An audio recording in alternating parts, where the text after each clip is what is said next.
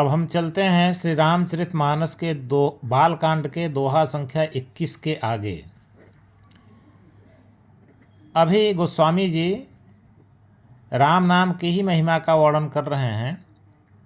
कहते हैं, नाम जीह जपि जागहि जोगी। योगी लोग नाम जीह जपि, राम के नाम को जीह माने अपने जिह्वा से जपते हुए जागते हैं। जागते हैं का मतलब कि योगी लोग राम के तत्व ज्ञान रूपी दिन में जागते हैं। राम जीह जपि जागहि जोगी, अपनी जिह्वा से राम के नाम का जाप करते हुए तत्व ज्ञान रूपी दिन में योगी लोग जागते हैं। और ये योगी लोग कैसे हैं? बिरति बिरंच प्रपंच वियोगी। बिरंच माने ब्रह्मा, प्रपंच मतलब संसार। ब्रह्मा के द्वारा जो यह संसार बनाया गया है उससे विरत होकर, उससे बिल्कुल अलग होकर वियोगी हो जाते हैं। तो जो लोग ब्रह्मा के द्वारा बनाए गए इस संसार से बिल्कुल अलग होकर के वियोगी हो गए हैं, वैराग्यवान हो गए हैं, मुक्त हो गए हैं, ऐसे योगी पुरुष अपनी जिह्वा से राम के नाम का जप करते हुए तत्व ज्ञान रूपी दिन में जागते हैं। ब्रह्म सुखहि अनुभवहि अनूपा, अकथ अनामय नाम न रूपा। और वे योगी अनूपा माने अनुपम, अकथ माने अकथनीय जिसे कहा नहीं जा सकता, और अनामय जिसका कोई न नाम है न रूप है, ऐसे ब्रह्म के सुख का अनुभव करते हैं। कहने का तात्पर्य है कि संसार से बिल्कुल अलग होकर, संसार के सारे आकर्षण को त्याग कर जो लोग बिल्कुल वियोगी हो जाते हैं, बिल्कुल वैराग्य धारण कर लेते हैं, तो ऐसे योगी पुरुष अपनी जिह्वा से राम के नाम का जप करते हुए ब्रह्म सुख का अनुभव करते हैं। और ब्रह्म सुख कैसा है? अनुपम है, अकथनीय है। ब्रह्म के सुख की कोई उपमा नहीं दी जा सकती है, अकथ वर्णन नहीं किया जा सकता है, अनामय है यह, इसका कोई न नाम है न रूप है। अगली चौपाई, जाना चाहि गूढ़ गति जेऊ। और जो राम के नाम की गूढ़ गति, राम के नाम का गूढ़ रहस्य जानना चाहते हैं, नाम जीह जपि जानई तेऊ। वे लोग भी जीह जपि, अपनी जिह्वा से राम के नाम का जप करते हुए राम के नाम का गूढ़ तत्व भी जान जाते हैं।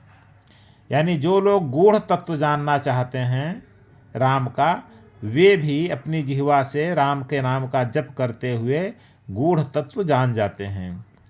साधक नाम जपहि लय लाए। और जो साधक होते हैं, साधक का मतलब जो इस संसार में जो भी अणिमा महिमा लघिमा गरिमा प्राप्ति प्राकाम्य ईशित्व वशित्व, जो भी इस संसार की सिद्धि होती है उसको चाहने वाले जो साधक लोग होते हैं, संसार में सिद्धि पाना चाहते हैं, वे लोग भी राम का नाम लयपूर्वक जपते हुए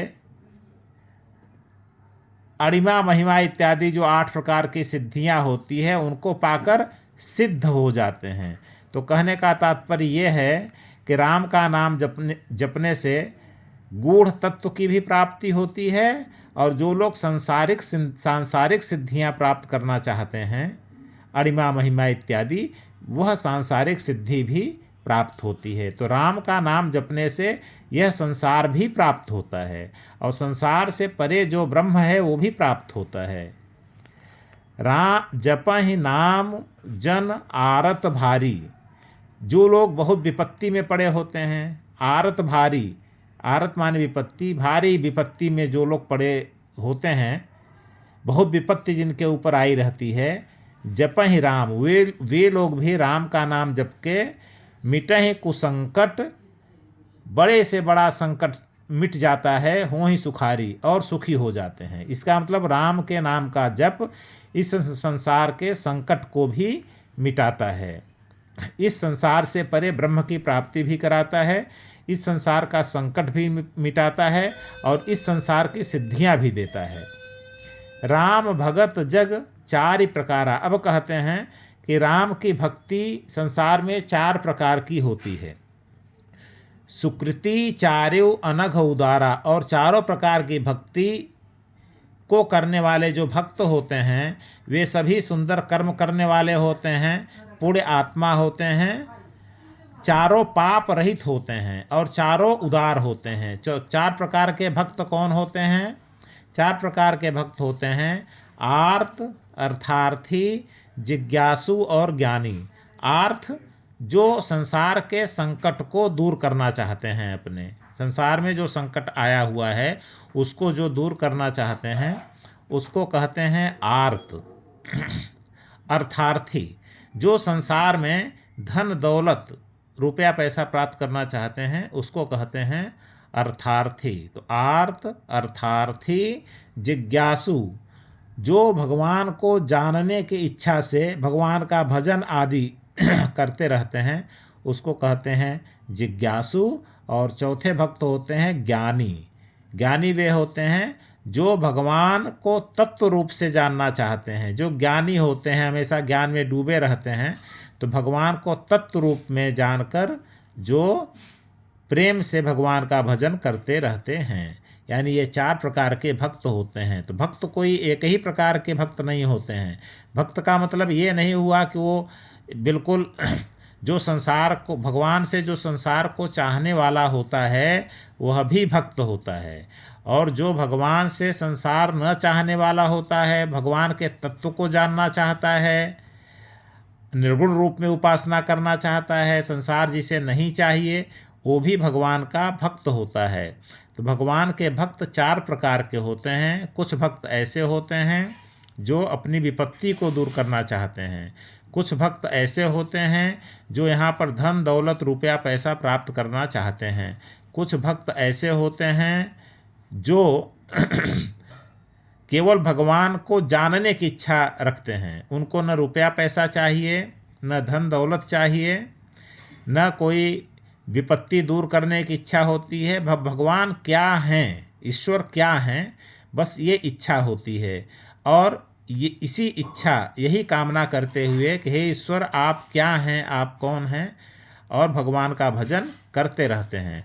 और चौथे प्रकार के वे होते हैं जो ज्ञानी होते हैं, तार्किक होते हैं, बहुत मस्तिष्क का प्रयोग करते हैं, जैसे अद्वैत वेदांत है। तो वे ज्ञान पूर्वक भगवान को, भगवान के गूढ़ तत्व को जानना चाहते हैं और उसी रूप में भगवान का भजन करते रहते हैं।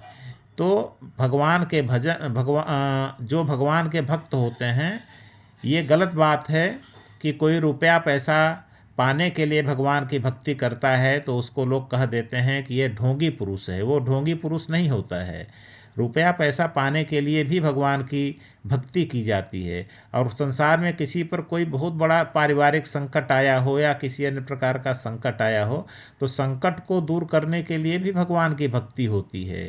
भगवान के गूढ़ तत्व को जानने के लिए भी भगवान की भक्ति होती है। और गूढ़ तत्व को हम न भी जानें तो भी भगवान का स्वरूप क्या है यह जानने के लिए भी भगवान की भक्ति होती है। तो 4 प्रकार के ये भक्त होते हैं भगवान के। आगे कहते हैं गोस्वामी जी, चहु चतुर कहु नाम अधारा। ये चारों प्रकार के भक्त बहुत चतुर होते हैं और भगवान का नाम, राम नाम ही इनका आधार होता है, इनका बेस होता है।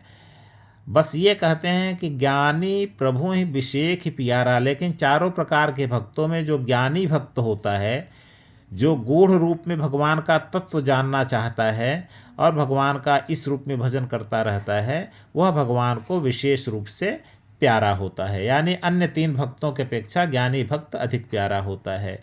चहु जुग चहु श्रुति नाम प्रभाव चारों युगों में, सतयुग, त्रेता, द्वापर, कलयुग, चारों युगों में नाम का प्रभाव होता है। और चारों श्रुति, चारों वेदों में भी, ऋग्वेद, यजुर्वेद, सामवेद, अथर्ववेद, चारों वेदों में भी नाम का प्रभाव होता है, नाम का प्रभाव है। कलि विशेष नहीं आन उपाऊ, और कलयुग में तो कहते हैं कि विशेष रूप से नाम का प्रभाव होता है, और न ही आन उपाऊ, इसके अलावा कोई दूसरा उपाय भी नहीं होता है कलयुग में अपने दुखों को, विपत्ति को दूर करने के लिए, धन दौलत प्राप्त करने के लिए, गूढ़ तत्व प्राप्त करने के लिए, या भगवान के स्वरूप को जानने के लिए राम नाम जप के अलावा और कोई दूसरा उपाय नहीं होता है। तो दोहा 22वें दोहे में कहते हैं, सकल कामनाहीन जे, जो समस्त कामनाओं से रहित हैं, जिनको कोई इच्छा नहीं है, कोई कामना नहीं है, कोई अभिलाषा नहीं है, राम भगति रस लीन, और राम की भक्ति रस में जो लीन हैं, तो नाम सुप्रेम पीयूष हृद तिन्ह किए मन मीन, ऐसे लोग भगवान के नाम के सुंदर प्रेम रूपी अमृत सरोवर में, पीयूष हृद, पीयूष माने अमृत, हृद माने सरोवर, तो भगवान के नाम के सुंदर प्रेम रूपी अमृत सरोवर में ऐसे लोग अपने मन रूपी मछली को हमेशा डुबाए रखते हैं।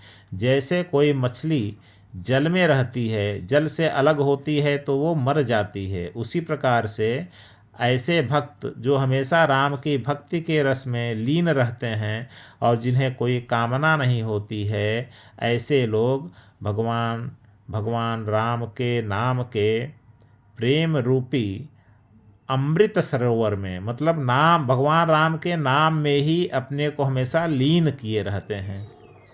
ये इसका तात्पर्य है।